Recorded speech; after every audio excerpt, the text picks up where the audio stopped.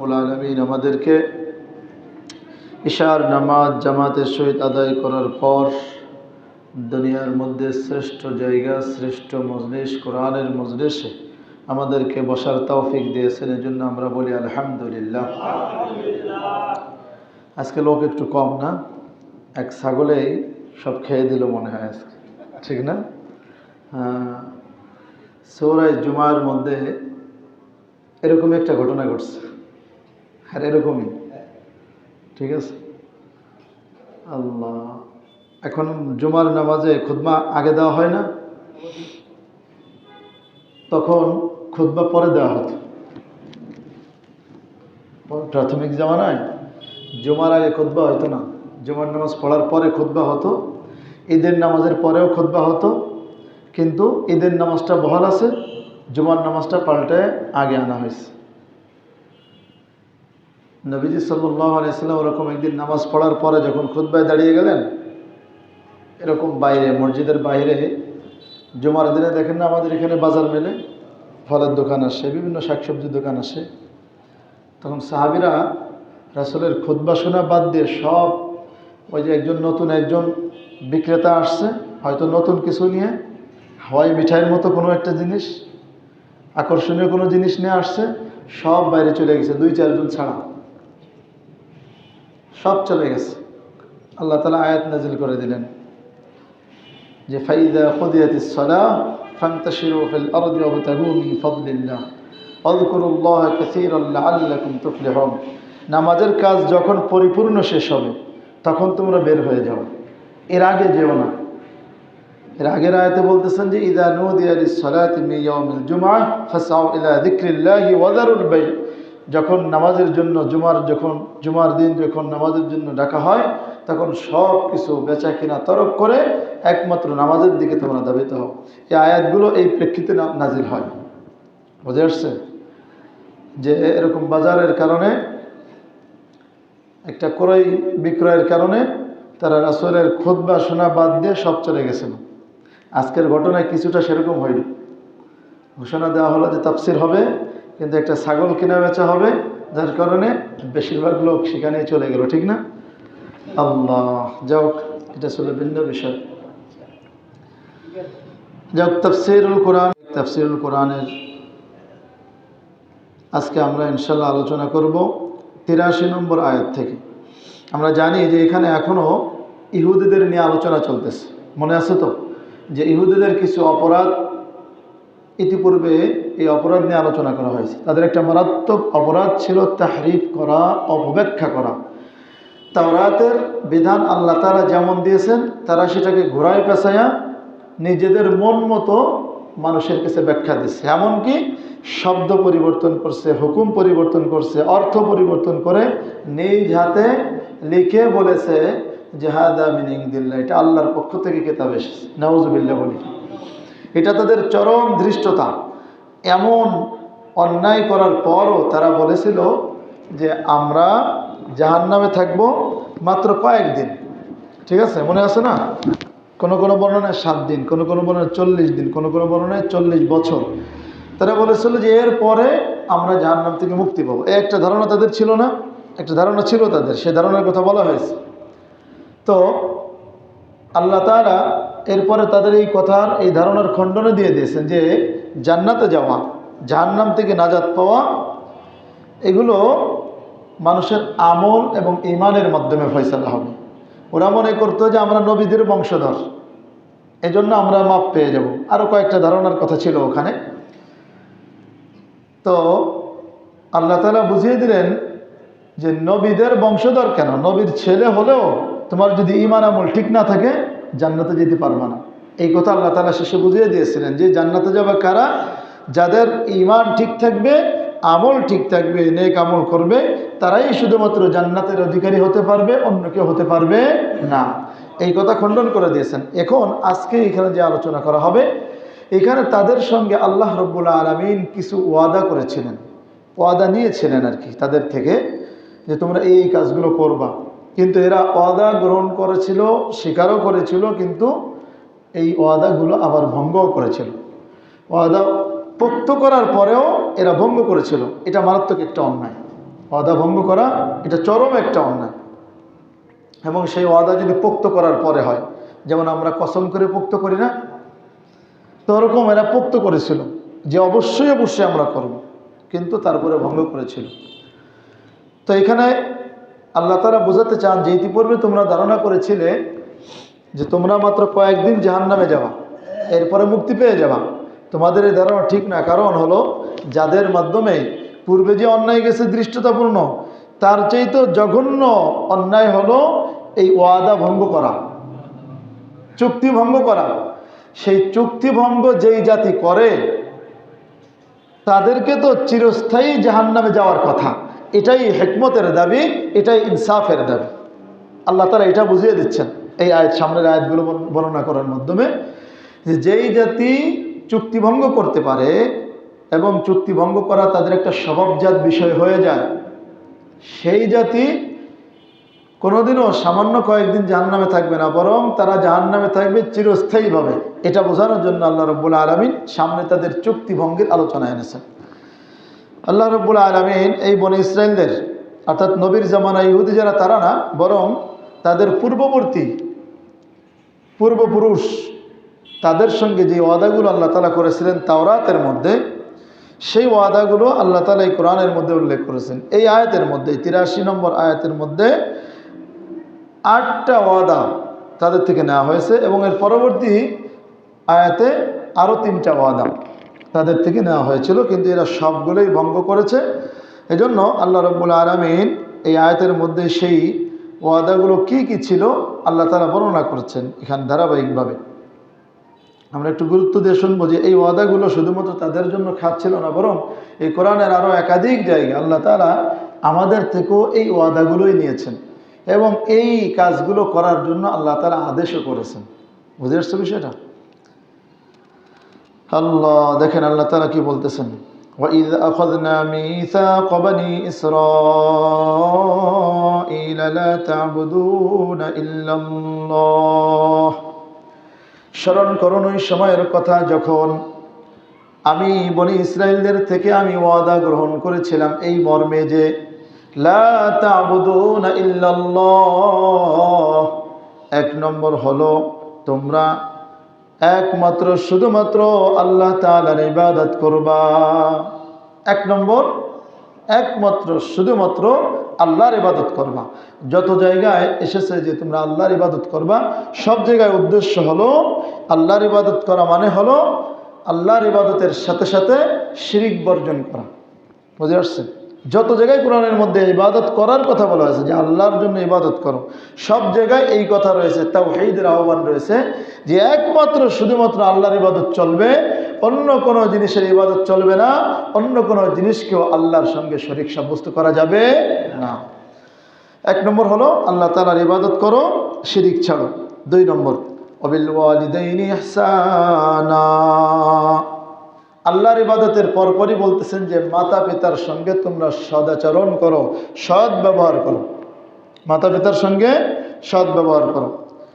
ওয়াজিল কুরবা, এবং সৎ ব্যবহার করো তোমার আত্মীয় স্বজনদের সাথে, ওয়াল ইয়াতামা, এতিমদের সাথে, ওয়াল মাসাকিন, মিসকিনদের সাথে, গরিবদের সাথে, ওয়াকুলু লিন-নাসি হুসনা, এবং সারা দুনিয়ার সকল মানুষের সঙ্গে তুমি উত্তম কথা বলো, সুন্দর কথা বলো, নরম কথা বলো। ওয়া আকিমুস সালাতা ওয়া আতুজ যাকাহ, নামাজ প্রতিষ্ঠা করো, যাকাত প্রদান করো। সুম্মা তাওয়াল্লাইতুম ইল্লা কলিলাম মিনকুম ওয়া আনতুম মুরিদুন, তোমরা এই ওয়াদাগুলো করার পরে, আমার থেকে স্বীকারোক্তি দেওয়ার পরে আবার তোমরা এই ওয়াদাগুলো পালন করা থেকে পৃষ্ঠ প্রদর্শন করলা, এই ওয়াদাগুলোর উপর আমল করলা না, চুক্তি ভঙ্গ করে তোমরা পিছনে ফিরে চলে গেলা।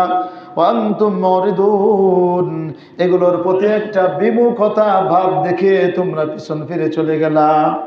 এই ছিল ভাই তরজমা। দেখেন এখানে প্রথমে আল্লাহ তাআলার ইবাদত করার কথা বলা হয়েছে। এখানে আল্লাহ রাব্বুল আলামিন 2টা ভাগ করেছেন। দুনিয়ার মধ্যে আমরা যত ইবাদত করব সবগুলো দুইটা ভাগে বিভক্ত। এক আল্লাহর হক, দুই বান্দার হক। বুঝে আসছে বিষয়টা? প্রথমে আল্লাহ রাব্বুল আলামিন আল্লাহর হকের কথা আলোচনা করেছে, যে আল্লাহর হক হলো একমাত্র তারই ইবাদত তুমি করবা। এটা কার হক? আল্লাহর হক। এরপর থেকে নিয়ে শেষ পর্যন্ত বান্দার হক আল্লাহ তাআলা আদায় করার কথা বলেছেন। আর বান্দার হকের মধ্যেও সবচেয়ে প্রথম যার হক তারা কারা? মাতা পিতা। এই মা বাবার খেদমতের কথা বলেছেন। মা বাবার পরই আত্মীয় স্বজন। আত্মীয় স্বজনের ভিতরেও অন্যান্য আয়াতে সূরা নিসার মধ্যে আরো বিস্তারিত বর্ণনা হয়েছে যে আত্মীয় স্বজনের ভিতরেও আল আকরাব ফাল আকরাব, এই নীতি অবলম্বন করতে হবে। অর্থাৎ তোমার আত্মীয় স্বজনের মধ্যে সবচেয়ে বেশি নিকটবর্তী আত্মীয় স্বজন যে, আগে তার হক আদায় করবা, তার সঙ্গে সদাচরণ বেশি করবা, তাকে তুমি তার প্রতি সাহায্য সহযোগিতা করবা। এরপরে যে সবচেয়ে বেশি নিকটবর্তী, যেমন আমরা বুঝি মা বাবার পরে আরো ভাই বোন, ঠিক না? তারপরে ভাই বোনের পরে বা মা বাবার পরে ছেলে মেয়েও ধরা যায়, এরপরে ভাই বোন, এরপরে চাচাতো ভাই, এরপরে চাচা, এরপরে মনে করুন যে আস্তে আস্তে আর কি আল আকরাব ফাল আকরাব, মানে সবচাইতে নিকটবর্তী যে, তারপরে সবচাইতে নিকটবর্তী যে, এইভাবে আল্লাহ তাআলা আমাদেরকে নির্দেশ করেছেন। এবং এর মধ্যে আল্লাহ তাআলা প্রতিবেশীর কথা এনেছেন এই জিল কুরবার মধ্যে, আত্মীয় স্বজনের মধ্যে। কারণ প্রতিবেশী সেও একরকম আমাদের আত্মীয়। বুঝে আসছে? সূরা নিসার মধ্যে আয়াতের মধ্যে আরো বিস্তারিত বর্ণনা করা হয়েছে যে প্রতিবেশীর মধ্যেও ভাগ। আমি মাগরিবের সময় ধারাবাহিকভাবে আলোচনা করেছি, প্রতিবেশী, কাছের প্রতিবেশী, দূরের প্রতিবেশী, অনেক ভাগ আছে না? আল্লাহ তাআলা সব কিছু বর্ণনা করে দিয়েছেন এই জিল কুরবার মধ্যে। তো দেখেন ইহসানা, আল্লাহ বলতেছেন লা তা'বুদুনা ইল্লাল্লাহ, যে তোমরা একমাত্র আল্লাহর ইবাদত করবা।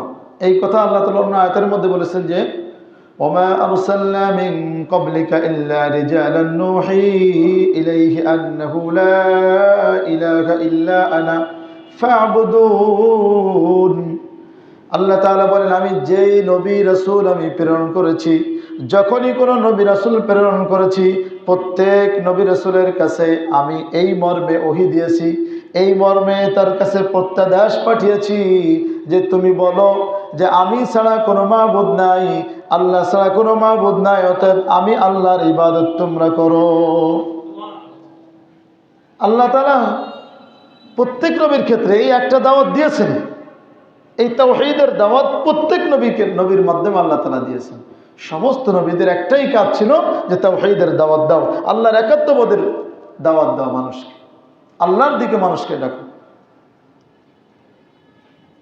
ওয়ালাকাদ বা'আথনা ফী কুল্লি উম্মাতির রাসূলান আন ইয়াবুদুল্লাহ। আমি প্রত্যেক উম্মতের মধ্যে আমি যখনই রাসূল প্রেরণ করেছি, তার কাছে আমি প্রেরণ করেছি এই মর্মে আনি আবুদুল্লাহ, তোমরা একমাত্র আল্লাহ তাআলার ইবাদত করো। এরকমভাবে আরো অনেক আয়াতের মধ্যে আল্লাহ তাআলা এই আল্লাহর ইবাদতের ক্ষেত্রে, অর্থাৎ আল্লাহর ইবাদতের আদেশ, একাত্মবাদের আদেশ আল্লাহ তাআলা করেছেন। 2 নম্বর হলো মাতা পিতার সঙ্গে সদ্ব্যবহার, ইহসান ব্যবহার করেছেন আল্লাহ তাআলা। ইহসান কাকে বলে একটু ভালো করে বুঝি ভাই। ইহসান হলো, ইহসানের শাব্দিক অর্থ আসে অনুগ্রহ করা, ঠিক আছে? কিন্তু ইহসান 3 ধরনের। কয় ধরনের? 3 প্রকার। 1 নম্বর হলো তারকে ইজা, অর্থাৎ কষ্ট না দেওয়া। 2 নম্বর খেদমতে মালি, তাদেরকে মালি খেদমত করা, অর্থাৎ মালের সঙ্গে যে খেদমত সম্পৃক্ত, মাল দিয়ে তাদেরকে সাহায্য সহযোগিতা করা, তাদের ভরণ পোষণ দেওয়া। আর 3 নম্বর হলো খেদমতে বাদানি, অর্থাৎ শারীরিক খেদমত মাতা পিতার ক্ষেত্রে। বুঝে আসছে বিষয়টা? যে মাতা পিতাকে কখনোই কষ্ট দেওয়া যাবে না, মাতা পিতাকে কখনোই কষ্ট দেওয়া যাবে না। ইহসানের অর্থ 1 নম্বর। 2 নম্বর অর্থ হলো তাদের যা কিছু দরকার সম্পদের দিক দিয়ে, তাদের ভরণ পোষণ সহ সব কিছু, তুমি সন্তান, তুমি ছেলে হও মেয়ে হও, তোমাদের সবার উপর এই দায়িত্ব রয়ে গেছে, তবে ছেলেদের উপর একটু বেশি, ঠিক না? আর 3 নম্বর হলো খেদমতে বাদানি, এই মাতা পিতার জন্য যদি তার শারীরিক কোনো খেদমতের প্রয়োজন হয়, বিরুদ্ধ হয়ে গেছে, উঠতে পারে না, ধরে উঠাইতে হবে, ধরে নিয়ে আপনার বাথরুমে যেতে হবে, আসতে হবে, অনুরূপভাবে সে খেতে পারে না, তাকে নিজে হাতে খাওয়াই দিতে হবে। হ্যাঁ, যত ধরনের খেদমতে বাদানি হতে পারে, শারীরিক খেদমত হতে পারে, সবগুলো করার জন্য প্রস্তুত থাকতে হবে। বুঝে আসছে বিষয়টা? এই হলো ইহসান। দেখেন এখানে আল্লাহ রাব্বুল আলামিন মাতা পিতার কথা যত জায়গায় বলেছেন সব জায়গায় আল্লাহর ইবাদতের পরপরই এই মাতা পিতার খিদমতের কথা বলেছে, মাতা পিতার খিদমতের কথা বলেছে। যেমন সূরা বনী ইসরাঈলের মধ্যে আল্লাহ বলেন, وَقَضَى رَبُّكَ أَلَّا تَعْبُدُوا إِلَّا إِيَّاهُ وَبِالْوَالِدَيْنِ إِحْسَانًا। আল্লাহ রাব্বুল আলামিন ফয়সালা করেছেন যে তোমরা একমাত্র আল্লাহর ইবাদত করবে, অন্য কারো ইবাদত চলবে না, অন্য কারো ইবাদত চলবে না। এরপরেই বলতেছেন ওয়াবিলওয়ালিদাইনি ইহসানা, মাতা পিতার সঙ্গে তুমি সৎ ব্যবহার করো। এই সূরার মধ্যে বনী ইসরাঈলের আয়াতগুলোর মধ্যে আল্লাহ রাব্বুল আলামিন বিস্তারিত বর্ণনা করেছেন মাতা পিতার খেদমত কিভাবে করব। রব্বুল আলামিন বলেন, লা তাকুল লাহুমা উফফিন ওয়া লা তানহারহুমা ওয়া কুল লাহুমা কাওলান কারীমা। মাতা পিতাকে তুমি উফ শব্দ পর্যন্ত বলিও না, অর্থাৎ তোমার মা বাবা কোনো কথা বলেছে যেই কথাটা তোমার পছন্দ হয়নি, না হওয়াটা এটা স্বাভাবিক, কিন্তু এই পছন্দ না হওয়াটা এটা কোনোভাবেই মাতা পিতার সামনে প্রকাশ করা যাবে না, কোনোভাবেই প্রকাশ করা যাবে না।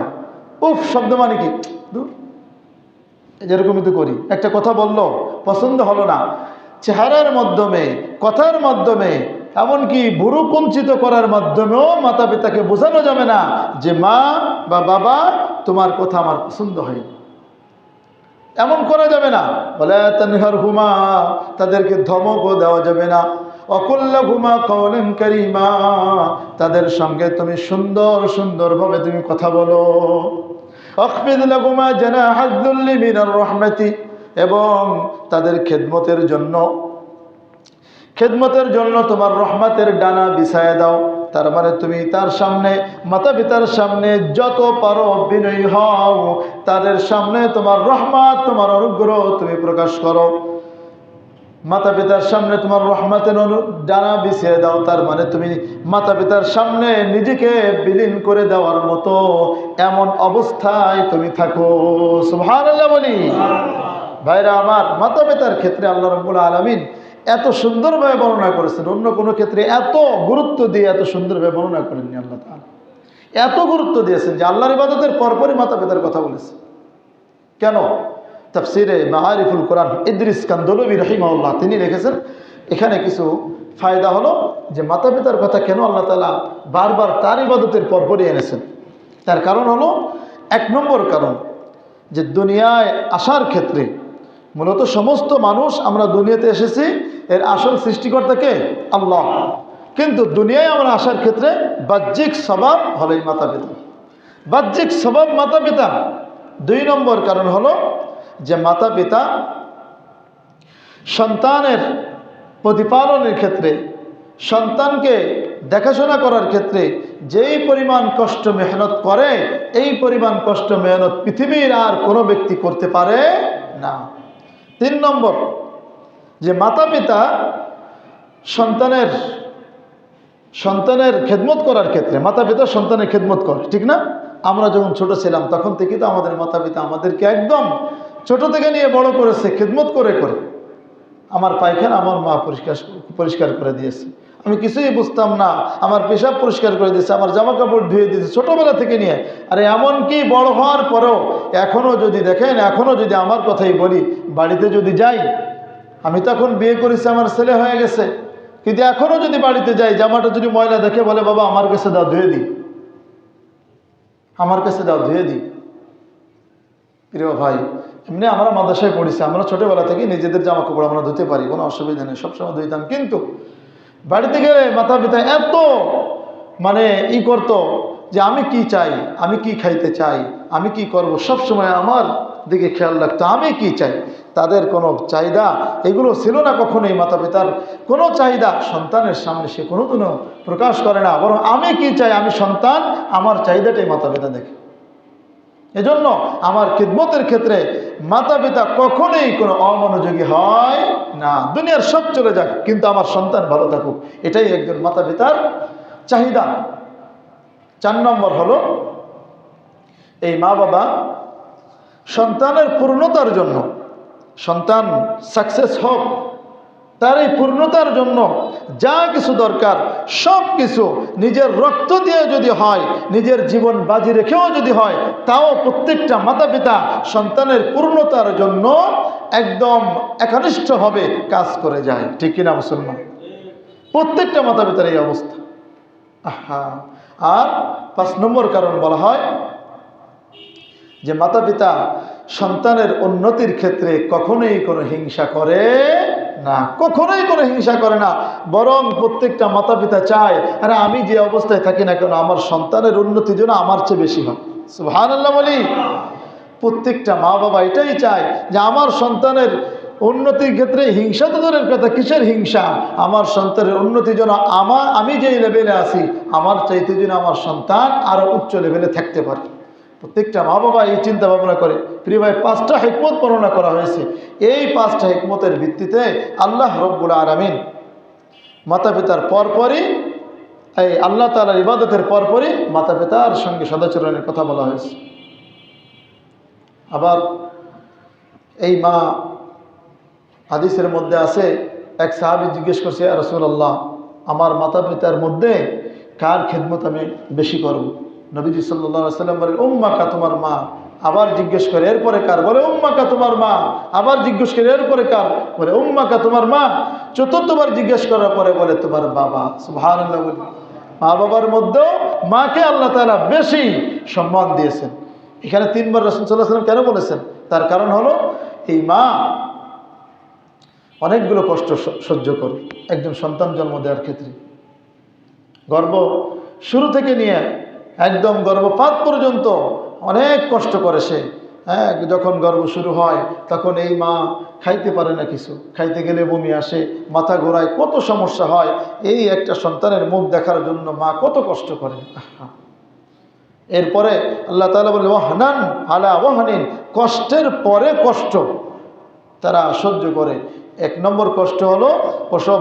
হ্যাঁ, আপনার গর্ভ শুরু থেকে নিয়ে প্রসব বেদনা ওঠার আগ পর্যন্ত যেই কষ্টটা করে প্রায় 9 মাস, এই 9 মাস 10 দিন তারা কষ্টটা করে। 2 নম্বর কষ্ট হলো প্রসব বেদনা যখন শুরু হয়, সন্তান ভূমিষ্ঠের আগ পর্যন্ত যেই কষ্ট হয়। যদি কোনো মা এই অবস্থায় যদি মারা যায়, শহীদ মর্যাদা লাভ করে। সুবহানাল্লাহ, কম কষ্ট হয় না। আরে কোনো একটা ব্যাখ্যার মধ্যে পড়েছিলাম যে কয়েকটা হাড্ডি যেন ভেঙে গেলে টাস টাস করে ভাঙলে যেমন কষ্ট হয়, তার চাইতে বেশি কষ্ট হয় একজন সন্তান জন্ম দেওয়ার সময়। আল্লাহু আকবার। এরপরে আবার কষ্ট 2 বছর পর্যন্ত তাকে এই মা তাকে দুধ খাওয়াতে হয়। এই দুধ খাওয়াতে গিয়ে এই মার শরীরে কোনো ভিটামিন থাকে না। মা যতই খাক তারপরেও দেখবেন যে দুধ যখন খাওয়ানো অবস্থায় মাতা পিতার শরীর ভালো থাকে না, কিন্তু শরীর শুকায় যায়। এই জন্য এই সময় খেয়াল রাখার দরকার। প্রিয় ভাই, এই জন্য আল্লাহ রব্বুল আলামিন মাতা পিতাকে অনেক আপনার গুরুত্ব দিয়েছেন তাদের খিদমতের ক্ষেত্রে। তো এত বনি ইসরায়েলের ক্ষেত্রে বলা হয়েছে, আমাদের ক্ষেত্রে আল্লাহ রব্বুল আলামিন অসংখ্য জায়গায় এই মাতা পিতার খিদমতের কথা বলেছেন। ভাইরা আমার, এরপরে আসে ওয়াজিল কুরবা, আত্মীয় স্বজনের সঙ্গে আমাদের ভালো ব্যবহার করতে হবে। এটার ব্যাখ্যা তো করলাম। এরপরে ইয়াতামা, ইয়াতিম। ইয়াতিম কাকে বলে? ইয়াতিম বলা হয় যেই সন্তানের মা বাবা মারা গেছে তারা নাবালেগ। যেই নাবালেগ সন্তানের মা বাবা মারা গেছে তাদেরকে বলা হয় এতিম। প্রিয় ভাই, এখানে আগে আল্লাহ তাআলা আত্মীয় স্বজনের পরপরই এতিমের কথা আলোচনা করেছে। এতিম দ্বারা উদ্দেশ্য আত্মীয় স্বজনের মধ্যে হলে তো আত্মীয় স্বজনের মধ্যে যাবে, আর এমনি বাইরে যত আত্মীয়ের বাইরে যত এতিম আছে সকল এতিমের কথা আল্লাহ তাআলা এখানে বলতেছেন যে এতিমদের প্রতি তোমরা ভালো ব্যবহার করো, তাদের খোঁজ খবর নাও, তাদের হক আদায় করো, তাদের কি দরকার তুমি খোঁজ খবর নিয়ে তুমি তাদেরকে তাদের খিদমত করো। হাদিসের মধ্যে আছে, কোনো ব্যক্তি যদি এতিমের মাথায় হাত বোলায় দেয়, ওর মাথায় যত চুল আছে প্রত্যেকটা চুলের পরিমাণ আল্লাহ তাআলা নেকি দান করেছে। সুবহানাল্লাহ। হাদিসের মধ্যে আছে যে আনা ওয়া কাফিরুল ইয়াতীম ফিল জান্নাতি কাহাতাইন। নবীজি বলেন, আরে আমি এবং এতিমের দেখভাল করনেওয়ালা, এতিমের তত্ত্বাবধায়ক এরকম জান্নাতের মধ্যে থাকবো। সুবহানাল্লাহ বলি। এরকম বুঝাইছেন আল্লাহ তাআলা ইশারা দিয়ে যে এই 2টা আঙ্গুল, এটা মনে হয় কি 2 আঙ্গুলের মাঝখানে 10 মাইল দূর? কি বলেন, 1 মাইল দূর আছে? না, কোনো দূর নাই। বরং এই 2টা আঙ্গুল যেমন পাশাপাশি, এতিমের তত্ত্বাবধায়ক আর আমি জান্নাতে এমন পাশাপাশি থাকবো। সুবহানাল্লাহ। বুঝে আসছে বিষয়টা ভাই? এজন্য এতিমের দেখভাল করা আমাদের জন্য আবশ্যক। এরপরে ওয়াল মাসাকিন, এরপরে মিসকিনের কথা এনেছে। মিসকিন মানে যে কর্মক্ষম, যে কামাই করতে পারে না, গরিব, যার সম্পদ নেই, এই ব্যক্তিকে মিসকিন বলা হয়। মিসকিনের আগে এতিমকে আল্লাহ তাআলা এনেছেন, কারণ এতিম ব্যক্তি সে নাবালিগ থাকে, সে কর্ম করে খেতে পারে না, তার ইনকামের কোনো সোর্স থাকে না। এজন্য এতিমের কথা আল্লাহ তাআলা আগে এনেছেন। আল্লাহ তাআলা প্রত্যেকটা কথা দেখেন কত সুন্দরভাবে সাজিয়েছেন, এমনভাবে সাজিয়েছেন যে প্রত্যেকটা সাজানোর মধ্যে, প্রত্যেকটা কথার মধ্যে আলাদা হিকমত প্রজ্ঞা রয়েছে। প্রত্যেকটা কথার মধ্যে আল্লাহ রাব্বুল আলামিন এক একটা ইশারা ইঙ্গিত দিয়ে দিয়েছেন। সুবহানাল্লাহ। তো এরপরে মাসাকিন, মিসকিনদেরও দেখভাল করতে হবে, গরিব যারা আছে তাদের খোঁজ খবর নিতে হবে। এরপরে আল্লাহ রাব্বুল আলামিন কোনো ব্যক্তিকে বাদ দেননি, সমস্ত মানুষকে বলেছেন ওয়াকুলু লিন-নাসি হুসনা, আই কাওলান হুসনা, সমস্ত মানুষের সঙ্গে তুমি ভালো ব্যবহার করো, ভালো কথা বলো। এই ভালো কথার ব্যাখ্যা একটা হলো যে তুমি আমর বিল মারুফ করো, অর্থাৎ মানুষকে সৎ কাজের আদেশ করো, অসৎ কাজের নিষেধ করো, এটা হলো ভালো কথা। হ্যাঁ, তারপর আয়াতের মধ্যে আছে ওমান আহসানু কাওলাম মিম্মান দাআ ইলাল্লাহ, ওই ব্যক্তির চাইতে সুন্দর কথা বললেও না আর কে হতে পারে যে মানুষকে আল্লাহর দিকে ডাকে। সুবহানাল্লাহ বলি। এজন্য ভালো কথা হতে পারে যে তুমি সৎ কাজের আদেশ করতে হবে, অসৎ কাজের নিষেধ করতে হবে, আল্লাহর দিকে মানুষকে ডাকতে হবে, নামাজের দিকে ডাকো, ইমানের দিকে ডাকো, এই সবগুলোই কাওলে হোসনা। আরেকটা হলো ব্যাপক অর্থ, সেটা হলো যে সকল মানুষের সঙ্গে, চাই সে মুমিন হোক, কাফের হোক, মুশরিক হোক, সকল মানুষের সঙ্গে মানুষ হিসেবে তাদের সঙ্গে যখন তুমি কথা বলবা, অহংকার ছাড়া সুন্দরভাবে কথা বলবা, নরম ভাষায় কথা বলবা, আদব শিষ্টাচারের সাথে তার সঙ্গে কথা বলবা। ভাইরা আমার, এজন্য আল্লাহ তাআলা সমস্ত মানুষের ক্ষেত্রে এই কথা বলেছেন যে মানুষের সঙ্গে ভালো ব্যবহার করো, ভালো আচরণ করো। বিশেষ করে দাওয়াতের ক্ষেত্রেও মানুষকে নরম কথা বলতে হবে। আল্লাহ তাআলা বলেন ফাকুলা লাহু কাওলান লাইয়িনান লাআল্লাহু ইয়াতাযাক্কারু আও ইয়াখশা।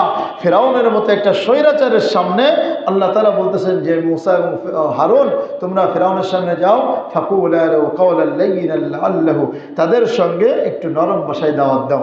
হয়তো সে দাওয়াত গ্রহণ করবে, নয়তো বা তার মনে আল্লাহর ভয় ঢুকবে। ভাইরা আমার, চলেন এরপরে আকিমুস সালাতা ওয়া আতুজ যাকাতা, যে আল্লাহ বলতেছেন নামাজ প্রতিষ্ঠা করো। নামাজ প্রতিষ্ঠা করার অর্থ হলো শুধু নিজে নামাজ পড়া নয়, আমি নিজে নামাজ পড়বো, আমার সন্তানকে পড়াবো, আমার স্ত্রীকে পড়াবো, আমার এরপরে আমার আত্মীয় স্বজন প্রতিবেশীকে পড়াবো, এরপরে সারা দুনিয়ার মানুষ যেন নামাজি হয়ে যায় সেই চেষ্টা করতে হবে। মানুষকে নামাজের দিকে দাওয়াত দিতে হবে। মানুষকে, হ্যাঁ, আপনি যখন পরিবার থেকে আসবেন, আপনার পরিবারকে ঘুম থেকে জাগায়া তাকে নামাজের কথা বলে প্রয়োজনে নামাজে নামাজে বসিয়ে রেখে তারপরে আপনি মসজিদে আসবেন। এটা হলো নামাজের দাওয়াত। ঘরের মধ্যে নামাজের বিষয় নিয়ে আলোচনা করতে হবে, নামাজের ফজিলত নিয়ে আলোচনা করতে হবে। যখন আমরা প্রত্যেকে যদি নিজের পরিবার যদি নামাজি বানাই ফেলি, পুরো সমাজ নামাজি হয়ে যাবে না? এই তো নামাজ প্রতিষ্ঠা হয়ে গেল। আমাদের সকল সুন্নাত, মুস্তাহাব, ওয়াজিব, ফরজ সবগুলো খেয়াল করে নামাজ আদায় করার নাম হলো ইকামতুস সালাহ। তাদের সময় নামাজ ছিল, হযরত মুসা আলাইহিস সালাতু ওয়াস সালাম ভাই বনী ইসরাইলের এর মধ্যেও নামাজ ছিল, কিন্তু আমাদের মতো ছিল না 5 ওয়াক্ত। বুঝে আসছে? তাদের মধ্যে 2 ওয়াক্ত ছিল সম্ভবত। ওয়া আতুজ যাকাত, এবং যাকাত প্রদান করো। যাদের যাকাত দেওয়ার সামর্থ্য থাকবে যাকাত দিতে হবে। তাদের মধ্যে যাকাত দেওয়ার হুকুম আল্লাহ তাআলা দিয়েছেন 4 ভাগের 1 ভাগ। কত? 4 ভাগের 1 ভাগ। আর আল্লাহ তাআলা আমাদেরকে দিয়েছেন মাত্র 40 ভাগের 1 ভাগ। তাও আমরা দিতে চাই না। আরে আল্লাহ, 1 লক্ষ টাকার ভিতরে মাত্র 2,500 টাকা এ দিতে, আরে 2,500 টাকা এ দিয়ে দিব। 2,500 টাকা দেওয়ার সময় মনে পড়ে, আরে আমি দৈনিক কামাই করি কত, এ তো দেখা যাচ্ছে আমার 3 দিনের কামাই, এ তো দেওয়া যাবে না। এরকম চিন্তা ভাবনা করি। একটু হিসাব করে দেখেন, আল্লাহ তাআলা চাইলে তো আমাদেরকেও 4 ভাগের 1 ভাগের বিধান দিতে পারতেন না? তখন কি করতাম? 1 লক্ষ টাকার মধ্যে 25,000 টাকা দেওয়া লাগতো। কত বড় ইহসান করেছেন আল্লাহ তাআলা আমাদের প্রতি। ভাইরা আমার, আল্লাহ তাআলা বলতেছেন যে এখানে দেখেন, আল্লাহর ইবাদত করো, মাতা পিতার সঙ্গে সদ্ব্যবহার, আত্মীয় স্বজনের সঙ্গে, এতিম, মিসকিন এবং সকল মানুষ, তারপরে নামাজ প্রতিষ্ঠা করা, যাকাত আদায় করা, মোট 8টা। এই 8টি বিষয়ের প্রতি আল্লাহ তাআলা ওয়াদা গ্রহণ করেছেন। কিন্তু আল্লাহ বলতেছেন সুম্মা তাওয়াল্লাইতুম ইল্লা কলিলাম মিনকুম, তোমরা স্বীকার করার পরও তোমরা এটা থেকে পৃষ্ঠ প্রদর্শন করেছো, মানে এই ওয়াদা রক্ষা করনি, ভঙ্গ করেছো, একটাও তোমরা পালন করেনি। মাত্র অল্প সংখ্যক কিছু ইহুদি ব্যতীত। এই অল্প সংখ্যক লোক ইহুদিদের মধ্য থেকে একজন ছিল হযরত আব্দুল্লাহ বিন সালাম রাদিয়াল্লাহু আনহু। আব্দুল্লাহ বিন সালাম রাদিয়াল্লাহু আনহু, যিনি ইহুদি থেকে মুসলমান হয়েছেন। তারপর সালমান ফারসি রাদিয়াল্লাহু আনহু, তিনিও ইহুদি থেকে মুসলমান হয়েছিলেন। এরকম গুটি কয়েকজন মানুষ তারা ইহুদি থেকে মুসলমান হয়েছিল। নবীর জামানার ইহুদিদের কথা এখানে বলা হয়েছে, এবং ওয়াদার কথা হলো পূর্ববর্তী তাদের পূর্বপুরুষদের ক্ষেত্রে। আর এই যে গ্রহণ করে নাই, পূর্ববর্তীদের মধ্য থেকেও হবে, আবার নবীর জামানায় যারা ইহুদি ছিল তাদেরকে উদ্দেশ্য করে বলা হচ্ছে তোমরাও কিছু গ্রহণ করেছো আর বাদ বাকি কেউই গ্রহণ করোনি। তাহলে মারাত্মক একটা অন্যায় করলো না, চুক্তি ভঙ্গ করা, ওয়াদা ভঙ্গ করা। তো ভাইরা আমার, এরপরে রব্বুল আলামিন আরো একটা ওয়াদা ভঙ্গের কথা আল্লাহ তাআলা এখানে বর্ণনা করতেছেন। সেখানে 3টি ওয়াদা আল্লাহ তাআলা করেছেন, নিয়েছিলেন এদের থেকে। সংক্ষেপে শেষ হয়ে যাবে ইনশাআল্লাহ। আল্লাহ তাআলা বলেন, ওয়া ইযা খাযনা মিসাকাকুম লা তাসফিকুনা দিমাআকুম ওয়া লা তুখরিজুনা আনফুসাকুম মিন দিয়ারিকুম সুম্মা আকরারতুম ওয়া আনতুম তাশহাদুন। স্মরণ করো এই সময়ের কথা যখন আমি তোমাদের থেকে, অর্থাৎ ইহুদিদেরকে বলতেছে আল্লাহ তাআলা, তোমাদের থেকে আমি ওয়াদা গ্রহণ করেছিলাম, লা তাসফিকুনা দিমাআকুম, তোমরা একে অপরের রক্ত প্রবাহিত করবা না, একে অপরকে খুন খারাপি করবা না, ওয়া লা তুখরিজুনা আনফুসাকুম মিন দিয়ারিকুম, তোমরা নিজেদের লোকদেরকে, তোমাদের ইহুদিদেরকে কখনোই ঘর ছাড়া করবা না, বিতাড়িত করবা না, দেশান্তর করবা না। সুম্মা আকরারতুম ওয়া আনতুম তাশহাদুন, এরপরে তোমরা এই ওয়াদাগুলো তোমরা স্বীকার করেছিলা, এমনকি তোমরা নিজেরা সাক্ষী হয়ে তোমরা স্বীকার করেছিলা, পোক্ত ওয়াদা করেছিলা। রব্বুল আলামিন বলতেছেন এখানে 2টা ওয়াদার কথা। কয়টা? 2টা। আরেকটা ওয়াদার কথা এখানে আল্লাহ তাআলা উল্লেখ করেননি। এই 2টা কথাও তাওরাতের মধ্যে আছে। আরও একটা ওয়াদা, সেটা হলো যে তোমাদের মধ্য থেকে কোনো ব্যক্তি যদি অন্য কোনো ব্যক্তিদের হাতে বন্দী হয়, তাহলে সেই ব্যক্তিকে তোমরা সকলেই মিলে মুক্তিপণ দিয়ে ছাড়িয়ে আনবা। এই 3টা ওয়াদা। কয়টা ওয়াদা হলো মোট? 3টা। 1, তোমরা একে অপরকে খুন করবা না। 2, তোমরা কখনই একে অপরকে লুটতরাজ করে তাকে দেশান্তর করবা না, বাড়ি ছাড়া করবা না। আর 3 নম্বর হলো যে তোমরা যদি তোমাদের কোনো ভাই বন্দী হয়ে যায় অন্য কোনো ব্যক্তিদের হাতে, তাকে মুক্তিপণ দিয়ে ছাড়িয়ে আনবা। আল্লাহ তাআলা এই ওয়াদা নিয়েছিলেন, কিন্তু এই ওয়াদাও এরা ভঙ্গ করলো। এই ওয়াদা এরা ভঙ্গ করলো, কিছু ভঙ্গ করলো আর কিছু মানলো। তারপর 3টার মধ্যে 2টা ভঙ্গ করছে আর 1টা মানছে। এরপর আল্লাহ বলতেছেন কিছু মানবার কিছু মানবা তা হবে না, কিছু মানবার কিছু মানবা না তা হবে না। ঈমান কখনোই বিভাজন করা যায় না, ঈমানকে বিভাজন করা যায় না। মানলে পুরো কোরআনের প্রতি ঈমান যখন আমার বিশ্বাস থাকবে, তখনই ঈমান হবে। ঈমান আনার যতগুলো বিষয় আছে সবগুলোর প্রতি পরিপূর্ণরূপে একসাথে আমার ঈমান থাকতে হবে, তাহলেই আমি পাক্কা মুমিন হব, অন্যথায় মুমিন হতে পারবো না। হ্যাঁ, যদি আবার এমন হয় যে কি কিছু মানলাম আর একটা মানলাম না, কোনো একটা বিধানকে যদি আমি মনে করি এটা মনে বেশি ভালো না ইসলামের বিধান, সাথে সাথে কাফের হয়ে যাবে। এমন হবে না যে অর্ধেক কাফের অর্ধেক মুমিন, এমন হওয়ার সুযোগ নাই। তুমি মানলে আবু বকর হবা, আবু বকরের দলে হবা, আর না মানলে আবু জাহালের দলে যাবা। এই কথাটা বললাম, যে তুফাজ্জুল নামে একজন বক্তা ছিল অনেক আগের লোকটা, ভালো আলেম ছিল না, অনেক কিচ্ছা কাহিনী বলতে বানোয়াট কিছু, কিন্তু তার আসলে তার ইমানি জজবা ছিল, তার বয়ানগুলো আসলেই ভালো ছিল। তো উনি এই কথাটা বলছে, মানলে আবু বকর, না মানলে আবু জাহাল। খুব ভালো লাগতো এই কথাটা, এখনো মনে আছে ভাইরা আমার। তো এখানে আল্লাহ তাআলা বলতেছেন যে তোমরা দেখো এই ওয়াদা নিয়েছিলাম, কিন্তু তোমরা ভঙ্গ করলে। কিভাবে ভঙ্গ করছে আল্লাহ তাআলা এরপরে বলতেছেন, সুম্মা আনতুম হাউলাই তাকতুলুনা আনফুসাকুম, আরে এই তো তোমরা ওয়াদা করলে, আর এই তো এখন তোমরা তাকতুলুনা আনফুসাকুম, নিজেরা একে অপরকে তোমরা হত্যা করছো। ওয়াতুখরিজুনা ফারিকাম মিনকুম মিন দিয়ারিহিম, এবং তোমরা তোমাদের মধ্য থেকে একটি দলকে তাদের ঘর থেকে তোমরা বের করে দিয়েছো, তাদের সম্পদ লুট করে তাদেরকে দেশান্তর করে দিয়েছো। তাযাহারুনা আলাইহিম বিল ইসমি ওয়াল উদওয়ান, এবং তোমাদের ওই দলের বিরুদ্ধে, নিজেদের বিরুদ্ধেই তোমরা তোমাদের শত্রুদেরকে অন্যায়বশত, শত্রুতাবশত তোমরা তাদেরকে সাহায্য করেছো। ওয়া ইয়াতুকুম উসারা তুফাদুহুম, আবার যদি তোমাদের কোনো একজন ইহুদি তাদের হাতে বন্দী হয়, তখন তোমরা তাকে সকলেই মিলে মুক্তিপণ দিয়ে ছাড়িয়ে আনতেছো। 2টা মানলো না, হত্যা করলা, দেশান্তর করলা। 3 নম্বর আল্লাহ বলতেছেন যখন কোনো ব্যক্তি বন্দী হচ্ছে, তখন আমরা তোমরা কি করলা, তাকে সকলে মিলিয়ে মুক্তিপণ দিয়ে ছাড়িয়ে আনতেছো। কেমন দ্বিচারিতা হলো না, দ্বিমুখী আচরণ। 3টা ওয়াদা করলা, 3টার মধ্যে 2টা মানলা না, কিন্তু বন্দী হলে তাকে আবার ছাড়িয়ে আনতেছো সকলে মিলে। হ্যাঁ, তখন আল্লাহ তাআলা বলছে হুয়া মুহাররামুন আলাইকুম ইখরাজুহুম, তাকে তো তুমি ছাড়িয়ে আনতেছো, অথচ তাকে সেখান থেকে বের করে দেওয়াটাই তোমার জন্য হারাম ছিল। ওইটা মানলা না, আবার এইটা মানতেছো, তাকে বের করে দেওয়া হারাম ছিল সেটা করলা, তাকে হত্যা করা হারাম ছিল সেটা করলা ঠিকই, কিন্তু তাকে বন্দী হয়ে গেলে ছাড়িয়ে আনতে হবে শুধু, এটা কেন মানলাম? দ্বিমুখী আচরণ কেন করলাম? আল্লাহ তাআলা এই দ্বিমুখী আচরণের জন্য শাস্তির কথা বলবে। এর আগে এই আয়াত নাজিলের একটা প্রেক্ষাপট একটু বর্ণনা করে নিই। সেটা হলো মদিনার মধ্যে বনি ইসরাইলদের তিনটি দল ছিল, ইহুদিদের তিনটি দল ছিল। এক নম্বর হলো বনু কুরাইজা, দুই নম্বরে বনু কাইনুকা, তিন নম্বরে বনু নাজির। আর পৌত্তলিকদের দুইটা দল ছিল, আউস এবং খাজরাস। এই দুই গোত্রের মধ্যে যুগ যুগ ধরে যুদ্ধ বিগ্রহ চলত, কোনোদিন এটা মিলত না। সময়ে সময়ে তাদের একে অপরের সঙ্গে যুদ্ধ লাগতো, কঠিনভাবে যুদ্ধ লাগতো এবং মরতো সবাই, প্রত্যেক দল থেকে মানুষ মরত। তো এই ইহুদিরা এই দুই দলের সঙ্গে মিত্র হয়, বন্ধুত্ব করে, চুক্তি করে, শান্তি চুক্তি। তার মধ্যে আউস গোত্রের সঙ্গে আউস গোত্রের মিত্র হয় হলো বনু কুরাইজা, আর খাজরাজ গোত্রের মিত্র হয় বনু কাইনুকা আর বনু নাজির। তাহলে খাজরাজ গোত্রের সঙ্গে দুই দল ইহুদিদের, আর আউস গোত্রের সঙ্গে বনু কুরাইজা একটা দল। যখন আউস এবং খাজরাজ গোত্রে যখন যুদ্ধ শুরু হয়ে যেত, তখন এই ইহুদিদের তিনটা দলের প্রত্যেক দল নিজেদের মিত্র যারা, নিজেদের বন্ধু যারা, তাদের সাহায্যের জন্য যুদ্ধে লিপ্ত হতো। তাহলে এখানে দেখেন যে আউসের সঙ্গে থাকতো বনু কুরাইজা, আর খাজরাজের সঙ্গে থাকতো বনু কাইনুকা আর বনু নাজির।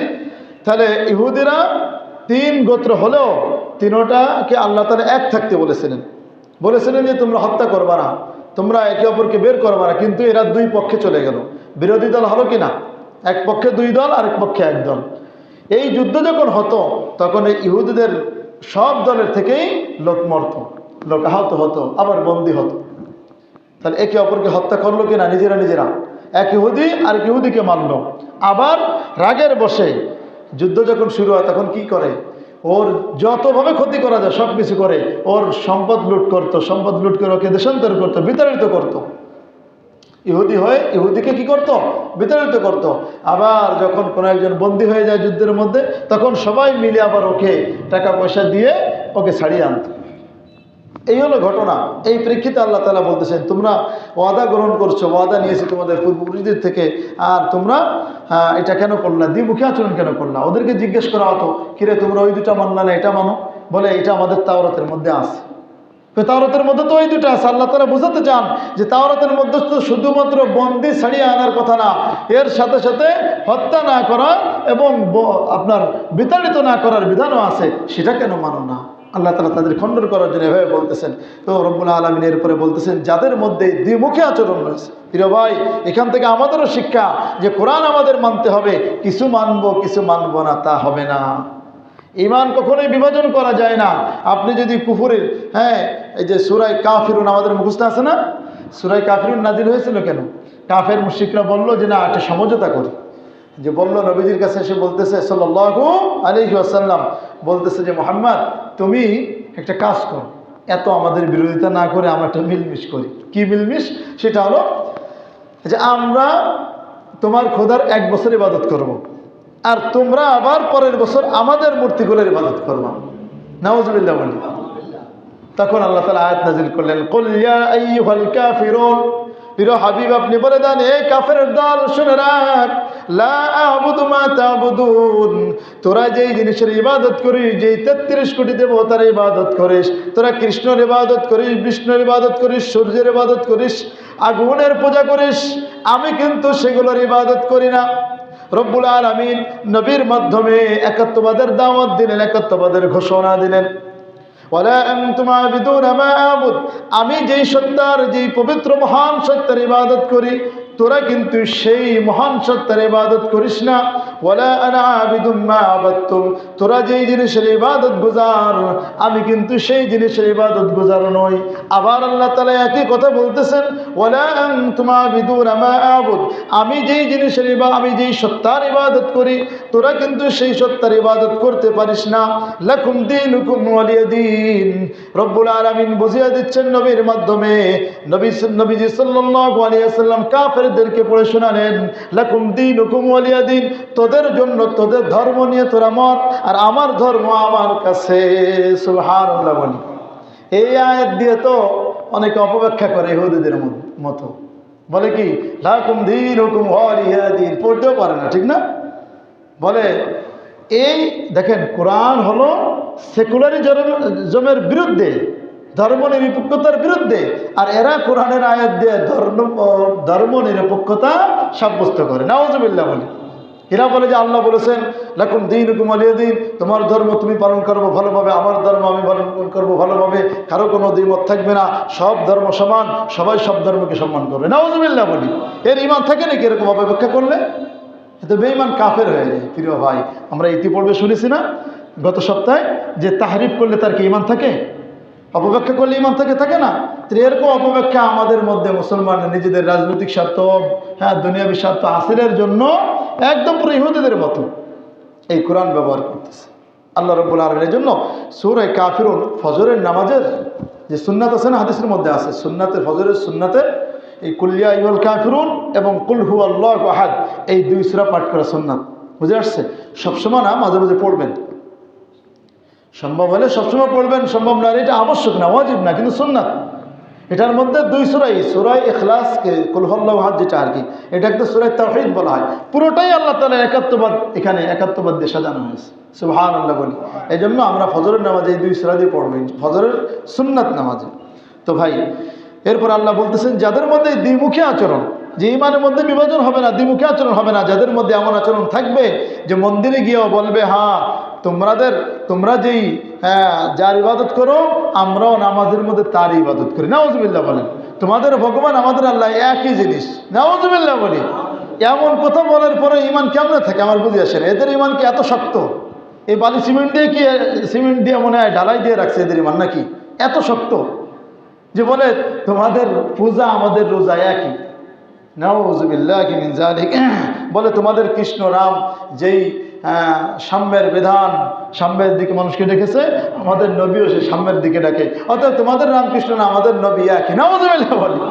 আল্লাহ, মানুষ কেমনে এই কথাগুলো বলে, বুক কাঁপে না? কিসের স্বার্থে ভাই? দেখেন, দুনিয়াতে একটু ভোটের স্বার্থে, তাও অনিশ্চিত। আজ পর্যন্ত কোনো হিন্দু, আমার জানা মতে কোনো হিন্দু, কোনো ইসলামিক দল হোক বা যাদের মধ্যে ন্যূনতম একটি ইসলামের মধ্যে টান আছে, তাদেরকেও ভোট দেয় না। ভোট দেয় তাদের পন্থী যারা, তারা এই দেশে একটা পন্থী, নাম বলছি না, ওই একটা পন্থী, তাদেরকেই মানুষ হিন্দু মানুষরা ভোট দেয়, অন্য কোনো দলে দেয় না। যতই বিরোধী দলে হোক না কেন, তাদের মধ্যে যদিও একটু ইসলামের কথা তারা বলে, কিন্তু এই জন্য তাদেরকে ভোট দেয় না। আমি যতটুকু জানি এটা, যে যাই আপনি দেন না কেন, কলিজা কেটে দেন, তারপরেও ও আপনাকে ভোট দেবে না। তারপর আমরা বুঝি না। প্রিয় ভাই, যাও, এই দ্বিমুখী আচরণ করলে কি শাস্তি, এই শাস্তির আলোচনা করি, শেষ হবে ইনশাআল্লাহ। আল্লাহ তাআলা বলেন ফামা জাযাউ মান ইয়াফআলু যালিক, যেই ব্যক্তি এমন আচরণ করবে, দ্বিমুখী আচরণ করবে, তাওরাতের কিছু মানবে আর কিছু মানবে না, রব্বুল আলামিন বলেন তাদের জন্য রয়েছে ইল্লা খিজিয়ুম ফিল হায়াতিদ দুনিয়া, দুনিয়ার মধ্যে তাদের জন্য শাস্তি হবে, অপমান এবং লাঞ্ছনা। ওয়া ইয়াউমাল কিয়ামাতি ইরাদুনা ইলা শাদ্দিল আযাব, আর কিয়ামতের দিন এদেরকে কঠিন থেকে কঠিনতর শাস্তির দিকে নিয়ে যাওয়া হবে। নাউযুবিল্লাহ। আল্লাহুম্মা ইহফাযনা মিন কুল্লি আযাবিন, আল্লাহ তাআলা আমাদেরকে সকল আযাব থেকে হেফাজত করেন, বলেন আমিন। ভাইরা আমার, আল্লাহ বলতেছেন এই দ্বিমুখী আচরণ যাদের থাকবে, দুনিয়াতেই তাদের শাস্তি হবে, অপমান লাঞ্ছনা থাকবে, আর আখিরাতে তো কঠিন থেকে কঠিনতর শাস্তি থাকবে। আমাল্লাহু বিগাফিলিন আম্মা তা'মালুন, ইহুদিরা তোমরা যা করো তোমাদের কর্ম সম্পর্কে আল্লাহ তাআলা বেখবর নন, আল্লাহ তাআলা সব জানেন। আল্লাহ তাআলা এরপরে বলতেছেন এদের এই ধরনের আচরণের কারণ কি? উলাইকাল্লাযীনা ইশতারাউল হায়াতাদ দুনিয়া বিল আখিরাহ, তার কারণ হলো এরা দুনিয়াকে পেয়ে আখিরাতকে ভুলে গেছে, অর্থাৎ আখিরাতকে বিক্রি করে দুনিয়া গ্রহণ করেছে, আখিরাতের বিনিময়ে দুনিয়া গ্রহণ করেছে। মানে উৎকৃষ্ট জিনিস বাদ দিয়ে নিকৃষ্ট জিনিস এরা গ্রহণ করেছে। আল্লাহ তাআলা তাই বলেন উলাইকাল্লাযীনা ইশতারাউল হায়াতাদ দুনিয়া বিল আখিরাহ, আখিরাতের বিনিময়ে পার্থিব জীবনকে এরা ক্রয় করেছে। সুতরাং ফালা ইউখাফফাফু আনহুমুল আযাব, এদের থেকে শাস্তি একটুও কমানো হবে না, হালকাও করা হবে না। ওয়ালা হুম ইউনসারুন, আর এদেরকে কোনো সাহায্য করা হবে না। ভাইরা আমার, এজন্য দুনিয়ার জন্য আখিরাতকে ছাড়া যাবে না। দুনিয়ার মধ্যে দেখেন অনেক মানুষ, দেখেন এখানে কয়েকটা সুরত হয়। একটা হলো যে নিজের দুনিয়া, নিজের চাহিদা বাদ দিয়ে অপর ভাইকে আপনি দিয়ে দিলেন। দুটোটাই দুনিয়াবি চাহিদা, এটা ভালো, এটা প্রশংসনীয় যে আপনার একটা জিনিস দরকার, আপনি সেটা না নিয়ে আপনি আরেক ভাইকে দিয়ে দিলেন।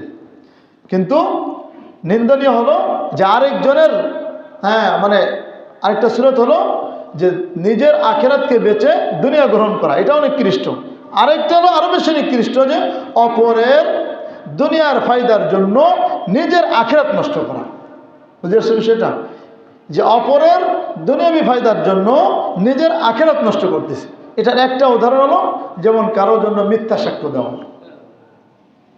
অপরের দুনিয়ার ফায়দা হলো আপনার একটা মিথ্যা সাক্ষ্যের মাধ্যমে একজনের ৫% জায়গা আরেকজন পেয়ে গেল, আপনার একটা মিথ্যা সাক্ষ্য দেওয়ার মাধ্যমে আপনি কি করলেন? তার দুনিয়াবি ফায়দার জন্য নিজের আখেরাত বরবাদ করে দিলেন। এটা হলো সবচাইতে নিকৃষ্ট এবং সবচাইতে নির্বুদ্ধিতা। আর এটাই কিন্তু ভাই আমাদের মধ্যে চলতেছে। আরেকজনের দুনিয়াবি ফায়দার জন্য মাত্র সামান্য ৫০০, ১,০০০ বা ২,০০০, ৫০,০০০ খেয়ে মানুষ হত্যা করতেছে। কি আশ্চর্য! তোর বেটা লাভ কি? এই যে আজকে ইন্না লিল্লাহি ওয়া ইন্না ইলাইহি রাজিউন, এই যে হাদি ভাই ইন্তেকাল করেছে, শহীদ হয়ে গেছে। এই লোকটা ইনসাফের পক্ষে ছিল, সেই হিসেবে ওলামায়ে কেরাম বলেছেন ইনি শহীদ। অনুরূপভাবে কোনো ব্যক্তিকে অন্যায়ভাবে মারলেও সে হুকমে শহীদ হয়। তো এই ব্যক্তিকে যেই শুটার গুলি করেছে, যেই ব্যক্তি মারছে, ওর কি লাভ? তো হয়তো দুনিয়াবি কয়েক লক্ষ টাকা পাবে, এই তো। এমনও হতে পারে ওর জীবন এখনো অনিশ্চয়তার মধ্যে আছে, ঠিক না? ওর দলের লোককে ওকে মেরে ফেলবে প্রমাণ না রাখার জন্য। এটাই তো রাজনীতি, মানে এই গান্ধার রাজনীতি, এটাই তো চলে। কিন্তু ও কি করলো? ওই যে অন্যদের দুনিয়াবি ফায়দার জন্য নিজের আখেরাত বরবাদ করে দিল। যে ব্যক্তি মানুষ হত্যা করে অন্যায়ভাবে, ওই ব্যক্তি সোজা জাহান্নামে যাবে, সোজা জাহান্নামে যাবে। প্রিয় ভাইরা আমার, তো এখানে বলতেছিলাম যে এদেরকে, ইহুদিদেরকে আল্লাহ তাআলা দুই ধরনের শাস্তি দেবেন। একটা হলো দুনিয়াতে অপমান লাঞ্ছনা, আর আখিরাতে তো আছে। দুনিয়ার অপমান লাঞ্ছনা কিভাবে হয়েছে? 4th হিজরিতে নবীজি সাল্লাল্লাহু আলাইহি ওয়াসাল্লামের জীবদ্দশায় 4th হিজরিতে এই ইহুদিদেরকে বনু কুরাইজার মধ্যে ওদের সঙ্গে যুদ্ধ হলো, ওরা বন্দী হলো। 700 পুরুষকে হত্যা করা হয়েছে, সুবহানাল্লাহ বলি। আর নারী শিশু যারা ছিল বিরুদ্ধ, তাদেরকে বন্দী করা হয়েছিল। আর বনু নাজির এবং কাইনুকা, এদেরকে আল্লাহ এদেরকে নবীজি সাল্লাল্লাহু আলাইহি ওয়াসাল্লাম ওদেরকে বিতাড়িত করলো, সিরিয়ার দিকে এদেরকে পাঠিয়ে দেওয়া হলো। বুঝে আসছে? সূরা হাশরের মধ্যে, আরেকটা কোন সূরার মধ্যে যেন যাক, সূরা হাশরের মধ্যে এদের এই বিতাড়িত হওয়ার বিষয়টা স্পষ্টভাবে বিস্তারিত আল্লাহ তাআলা আলোচনা করেছেন। ভাইরা আমার, আজকে ছিল এই আলোচনা। এখান থেকে আমাদের আসলে অনেকগুলো শিক্ষণীয় বিষয়। আল্লাহ তাআলা আমাদের সকলকে এগুলোর প্রতি আমল করার তৌফিক দান করেন, আমিন।